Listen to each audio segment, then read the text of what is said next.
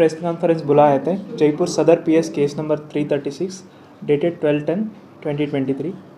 इसको हम रजिस्टर किए थे section 419, 420, 465, 467, 468, 471, 120 IPC read with 66C 66D IT act. अब केस क्या है बता दीजिए सर। केस में क्या आपको कंप्लेंट क्या आया था? केस क्या था, कैसे डिटेक्ट हुआ? हमारा कंप्लेनेंट था रंजन हरिजन। वो आके हमें बताया था एक पर्सन है फ्रॉम सिमलीगुड़ा, इसका नाम है बलराम दास। बलराम दास इनको परसुएड करके उनसे आधार कार्ड, पैन कार्ड और उसका लेके उसको एक बैंक अकाउंट खुलवाया था। तो बैंक अकाउंट खुलवाने के बाद उनसे सिम भी खरीद लिया उनका नाम पे। सिम खरीदने के बाद वो उससे फ़ोन आया एक बार ICICI बैंक से, बट आपका अकाउंट से बहुत ज़्यादा ट्रांजैक्शंस हो रहा है। उसके बाद वो इमीडिएटली आके हमारा पुलिस स्टेशन में कंप्लेंट दिया और IAC ने वो कंप्लेंट रजिस्टर करके तुरंत उस अकाउंट को फ्रीज करवा दिया। यही उसका कंप्लेंट लिस्ट है। हम उसका इन्वेस्टिगेशन स्टार्ट किए। वो इन्वेस्टिगेशन के हमको पता चला ये एक बलराम दास एक नेटवर्क का मेंबर है। वो नेटवर्क क्या करते थे, वो लोगों को मैसेज भेजते थे। मैसेज भेज के आपको एक कितना पैसा डिपॉजिट करने के आपको बहुत लाइक रिटर्न्स मिल जाएगा within some time. So for example वो बोलेगा आप 50,000 डिपॉजिट करने से आप 5 मिनट्स में आपको 70,000 पैसा मिल जाता है। ऐसा करके लोग से कन्विंस करके पैसा ले जाते थे और उसके बाद उसको पैसा वापस नहीं देते थे। ऐसे चीटिंग करवा देते थे लोग। और दूसरा तरीका था, लोग को कॉल करके वो बोलते थे आपको वर्क फ्रॉम होम करनी है तो आप 1 आवर में इतना पैसा कमा सकता है, 1 आवर में आप 500 रुपीज़ और 1 आवर में आप 1000 रुपीज़ कमा सकते हैं बोल के। बट उसको ज्वाइन करने के लिए आप पहले आप 1 लाख और 2 लाख डिपॉजिट करना पड़ता है करके उन लोगों से डिपॉजिट करवाते थे। और दूसरा था इंश्योरेंस स्कैम में, उसमें आप लोगों को पैसा फ़ोन करके आपका इतना इंश्योरेंस पैसा मिल रहा है, उसके लिए आप इतना पैसा डिपॉजिट करना पड़ेगा, ऐसा बोल के लोगों के पास डिपॉजिट पैसा ले जाते थे और उसके बाद वो पैसा वापस नहीं ट्रांसफर। इतना हमारा एक कंप्लेनेंट का अकाउंट में एक दिन में पैसा आया था मोर देन 2 करोड़। सो हमने by the time V fridge the account 1.85 crore पैसों को ऑलरेडी विड्रॉ कर चुके थे और दूसरा अकाउंट में ट्रांसफ़र कर लिए थे। हम इमीडिएटली जाके 14.97 लाख पैसा को हम फ्रीज करके रखे हैं उस अकाउंट में। So this is the modus operandi. मैं आप जो ये सब करते उनका घर कहाँ है, क्या उनका बैकग्राउंड क्या था, पढ़ाई क्या की इन लोग? एक्चुअली हम इंट्रोगेशन के टाइम ने हमारा अक्यूज पर्सन है बलराम दास किसी अभी तक नहीं, I mean like he is not telling anything.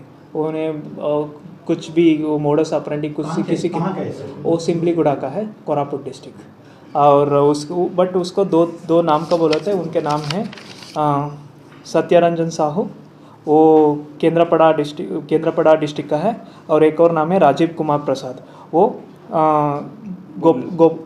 Gopalganj district Bihar का है, भुवनेश्वर में। बट वो दोनों रहते हैं भुवनेश्वर में। तो इन लोगों को क्या पैसा डिपॉजिट करने वाला कहाँ से? उड़ीसा से पूरा नहीं, ये तो पैसा डिपॉजिट करने ऑल ओवर इंडिया में है। हम विक्टिम्स के साथ बात किया, एक विक्टिम था दिल्ली का है, एक विक्टिम कर्नाटका के है, वो सब प्लेसेस का विक्टिम्स है इधर। सो ये लोग इन लोगों का बलराम दास का दोनों को साथ क्या लिंक है सर? भुवनेश्वर जो इनको पकड़ा है। एक्चुअली बलराम दास अभी तक हमें क्या बोला है, ये बोल रहे थे सर ये हमारा नेटवर्क का मेंबर्स है, ये लोग हमें कांटेक्ट करते थे अकाउंट्स बनाने के लिए। हम अकाउंट्स बनाने के बाद ये अकाउंट डिटेल्स उन लोगों को भेज देते हैं करके तो इसको कमीशन मिलता था। इसको कमीशन मिलता था। सर जो पैसा ले रहा था, डबल पैसा देगा, वो कहाँ क्रिकेट में लगा रहा था या दूसरा कुछ सट्टा में लगा रहा था, कैसा? नहीं, ये पैसा किसी भी नहीं देते थे। एक बार अकाउंट एक कुछ भी स्कीम नहीं है, एक पैसा एक बार अकाउंट आने में बाद ये लोग उसको वापस नहीं देते थे अकाउंट पैसा। अभी तो किसको नहीं दिया? किसी को भी नहीं दिया। ये सब चीटिंग है। चीटिंग है आई मीन लाइक एक अकाउंट में हम देखा है, हमारा ये कंप्लेनेंट का अकाउंट, उसमें अराउंड 20 लोगों का नाम है, 20 लोगों का अकाउंट से पैसा आया है और उससे भी ज़्यादा हो सकता है क्योंकि हमारा तो बहुत कम टाइम का ये मिला है स्टेटमेंट, बैंक स्टेटमेंट, उसमें भी बहुत सारा। ये रंजन हरिजन का अकाउंट करंट अकाउंट था ना सेविंग अकाउंट था? क्या अकाउंट खुले थे? ये तो करंट अकाउंट है। अकाउंट कौन खुला था सर? अकाउंट बलराम दास लेके आके ICICI बैंक में खुलवा दिया था। ओरिजिनल डॉक्यूमेंट ऐसे लिया था रंजन से? हाँ, रंजन से लिया था। सर क्या रिकवरी हुआ उनसे रिकवरी हुआ है 3 numbers of laptops, 1 tablet, 1 SanDisk pen drive 16 GB और डिजिटल सिग्नेचर सर्टिफिकेट, वो डिजिटल सिग्नेचर बनाने के लिए जीएसटी कंपनी के के लिए लिए। अप्लाई के लिए कंपनी के लिए वो बनाता है, वो मिला है। और 36 GB का एक मेमोरी कार्ड मिला है, कुछ बायोमेट्रिक्स भी मिला है, वो जीएसटी का टाइम में वो ले यूज़ होता है। और उसके बाद 2 numbers of rubber stamp, notary का रबर स्टाम्प है। और उसके बाद एक एयरटेल पेमेंट बैंक का POS है। और उसके बाद 7 नंबर्स ऑफ ATM कार्ड्स है। और उसके बाद 6 नंबर्स ऑफ मोबाइल फ़ोन्स को रिकवरी किया है। और उसके बाद हम करेंसी, इंडियन करेंसी काउंटिंग का मशीन लिया है। और 1 कैनन प्रिंटर को हम रिकवरी किया है। और एक एक्टिवा स्कूटी और कैश 23,500 रुपीज़।